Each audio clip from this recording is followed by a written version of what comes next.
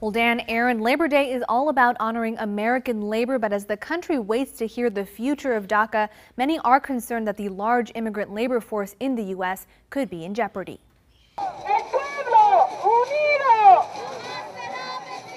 On Labor Day, unions marched the streets of Watsonville in support of their workers. One of our biggest challenges right now is right to work, which is legislation that they have in 32 different states across the nation that limits the help labor unions could give to union members. And we want to make sure that that doesn't happen nationally, that doesn't happen here on the Central Coast. Generations of laborers rallied for fair wages and benefits. My mother came here from Guadalajara, and she was working out in the fields. And I remember when they didn't have any restrooms.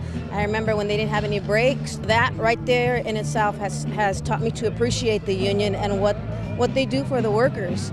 On the minds of many people here today is the anticipated announcement from the White House of the future of DACA, which could have implications for the workforce here on the Central Coast. I'm concerned about the DACA students and workers.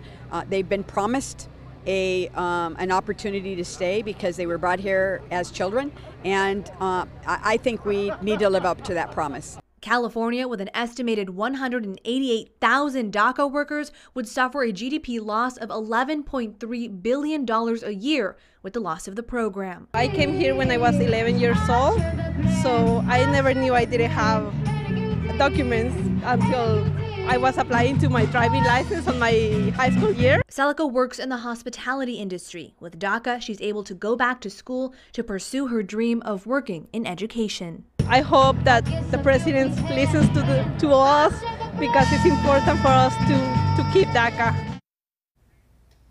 And there are an estimated 19,000 people eligible for DACA in the Central Coast. Hundreds of undocumented students are pursuing higher education here. In recent months, that fear of losing that protection from deportation was waning, but now many are anxiously waiting to see what happens next. In Salinas, Bianca Beltran, KSBW, Action News 8.